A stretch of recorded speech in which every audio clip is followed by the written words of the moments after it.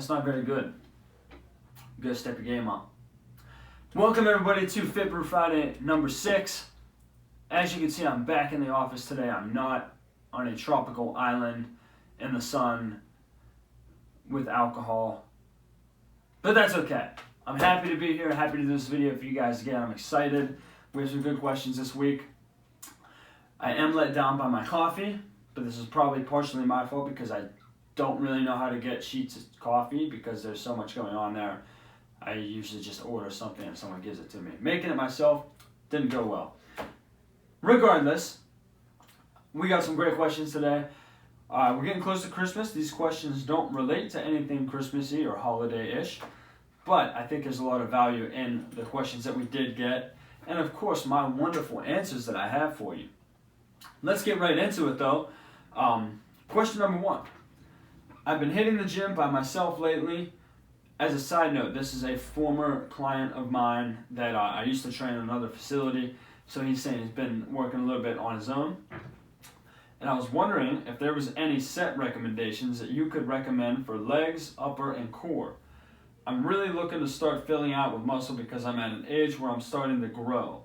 My goal is to lose fat and replace it with muscle, basically. Thank you so much.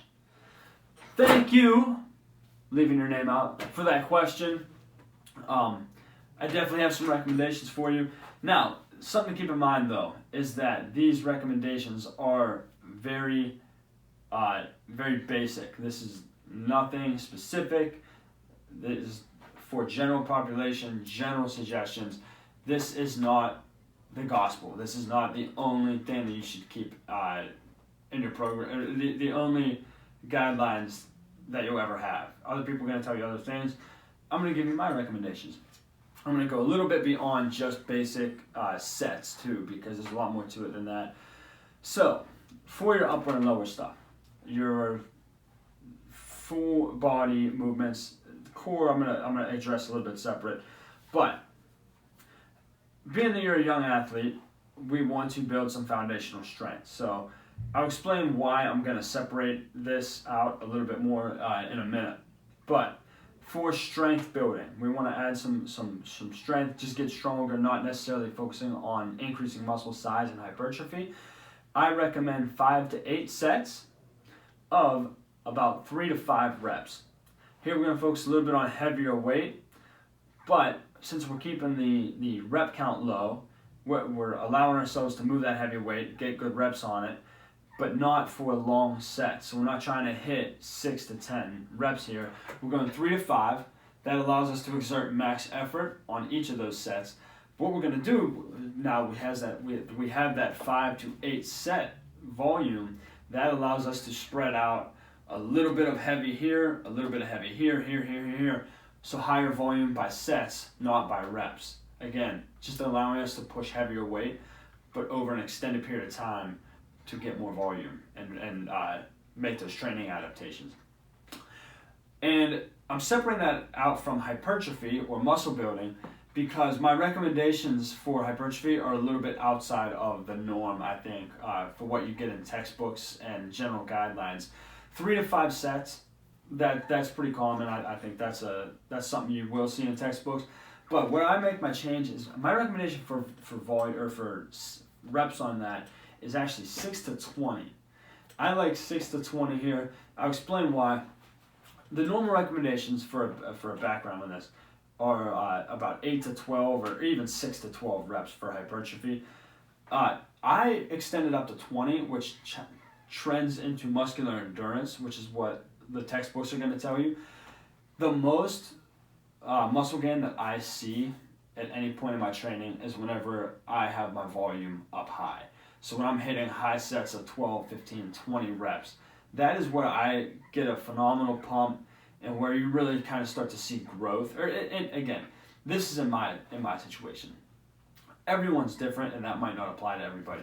But when you hit that high volume stuff, that is where I have really noticed muscle gain. But again, it's completely different from strength training. And so is 25 reps for a couple sets going to get you strong? No, it's not. I've never been the strongest guy. I've been one of the bigger guys amongst my friends, and so that again, the volume to me is where your hypertrophy is going to come. For core, I'm separating that out, like I said. The reason I do that is because I train core different than I do your upper and lower big muscles. I like to add it in, especially with clients, in every workout, or at least 3 to 4 times a week, where you're not going to train other muscle groups 3 to 4 times a week. Core is just a little bit more resilient, and I talked about this a few weeks ago in another video. You're able to handle a little bit more volume with your core, but again, we're not loading it up with super heavy weight either. But I'm going to leave the reps out completely and just say 3 to 5 sets of core at least in a workout, and that should be, anti-extension, anti-lateral flexion, anti-rotation, rotational core strength. There's a whole bunch of different ways you could train that. That's all a topic for another video. There's much more in depth with core training, but around 3 to 5 sets of core. And something else I wanted to add in too, because you are younger, and I'm going to blow through this fast because I made another video on this before. Focus on your fundamental movement patterns. What do I mean by that? There's 7 that most references will break it down for you, and those are push, pull, hinge, lunge, squat, gate, and carry. I think I was 7. I don't know. Yes. No. Push, pull, hinge, squat, lunge, carry. Okay. Carry, they will consider, sorry, I'm all mixed up. Carry, they will call gait sometimes. It's walking, how you walk. I call that carry because you're usually going to load it. And rotation. So, this side-to-side stuff. Those are just 7 fundamental movement patterns. Again, I'm not going to break that down right now. Don't go into the gym doing a bunch of single joint exercises that you don't load up with any kind of weight. Focus on big muscle groups, fundamental movement patterns, build general strength before you worry about accessory stuff like bicep curls. I always use bicep curls as my example on that, but that's just the most obvious one in my mind. Moving on. I hope I'm leaving enough time in this video. I had to do a bunch of retakes at the beginning, so hopefully we don't run out of time on this. I'll just redo it if we do. That's okay. Question 2. What are your thoughts on fitness technology, like fitness trackers that you wear on your wrist? Well, considering I'm wearing a Fitbit, I am, actually as I sat down to answer this question, I kind of write some notes for myself, I realized I'm super pro fitness tracker. I don't see any necessary negatives from this, but what I like about this thing, especially the Fitbit, the way it works, is it really gives you, it forces you to get more active if you are intrinsically motivated enough to listen to it. This thing will buzz me every so often. I don't even know how it breaks it down, but it buzzes me once in a while and says, hey, you gotta get your steps up. I'm not necessarily trying to lose weight and take a bunch of steps to keep my cardio up throughout the day, but when it does that, it does force me to, like right now, I'm sitting here, it's probably going to buzz while I film this video. When I notice I'm sitting down a lot, if I'm typing emails or writing programs, whatever I'm doing, it reminds me hey, you should get up and get active a little bit. And I'm like, you're totally right, I should. I'm also the kind of person that little stupid goals, like hitting 10,000 steps a day, I am intrinsically motivated by those. So at the end of the night, if I notice I'm not at 10,000 steps, I stand in my house and jump up and down in place until I get my 10,000. So it just gives you a gauge and a reminder on those little things like that help you to kind of hit those activity goals that it sets for you. I like that, especially for someone with weight loss goals or just general wellness goals. It kind of keeps you moving around at times whenever you might not think about it. Because like I said, even I see that. It also gives you an opportunity to challenge friends and family, which I really like. I know the Apple Watch and the Fitbit, you can challenge friends to step count competitions, whatever. But it also, again, it's separate from the fitness tracker itself, but we have a client, for example, who just had a step competition for a month at work. And so he was determined to win the step competition. He was using a phone, an app for his step count, same idea. But he was putting in an astronomical amount of work on the treadmill, whatever he'd take him walks throughout the day, he was hitting 15,000 plus steps a day. And after a month, he's noticeably leaner than he was whenever he started. So it clearly had a huge benefit to him, having that tracking on his step count, and it kept him motivated with that competition to win and to keep himself active in order to do that. I love that. And then the third point on that is that they track your sleep. Now, how accurate is the step counts, how accurate is the sleep, I don't know.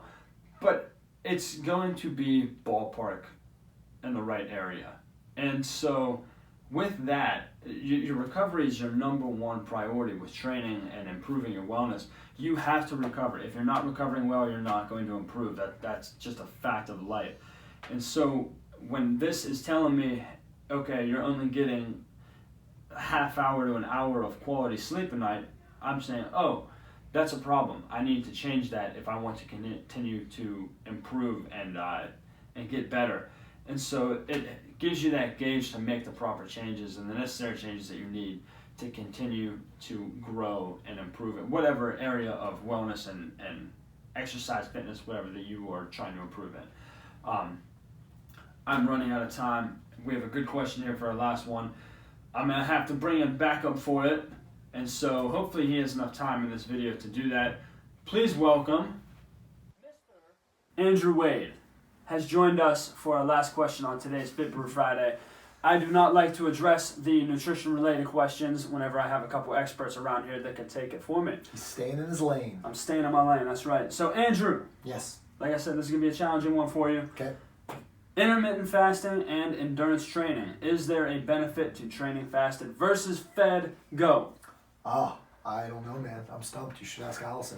Ask next week. How much time do I have? About 2.5 minutes. Okay. Is there a benefit to training fasted? No, there's not. Long answer is intermittent fasting does not benefit training when your goal is performance. So if your goal is to perform in your training, which I'm assuming this question is for someone who is trying to get faster, training in a fasted state does not condition your body to use fat more. That requires you to be in a state of ketosis, and being fasted in the morning does not produce ketones. You have to be completely carbohydrate absent before you start making ketones, which then takes about 48 hours to get into ketosis beyond that. And so you are not going to be able to get into this beneficial fat burning state. What ends up happening is your perceived exertion skyrockets, workouts feel harder, your body runs out of carbohydrates, and you fatigue faster. So if you're trying to get faster, it's not going to work very well. Being fed is going to maximize carbohydrate stores. If you're in a ketogenic diet already, so if you're an ultramarathoner in keto, you can absolutely be fasted, because at that point, it does not matter. Eat your carbs, stay fueled, go do your endurance running. Thank you guys for joining us this week. I hope this is not cutting out because we might be out of time. I tried. No, we're good. Actually, we still have another minute. Nailed it. Anything else you want to add? I really like what you're doing with this. It's been fun. I think he's been getting a lot better, right, guys? I mean, give likes and shares. That production value is going up. Keep the questions coming. Obviously, fitness focused. If they have nutrition, he's got a team of dietitians that are happy to help. That I do. Thank you guys for the questions again. Like he said, like the video, share it. Bring us more questions for next week. I love answering them. It's a good time. I obviously finished my crappy Sheets coffee. We'll have a better one for next week. See you guys then.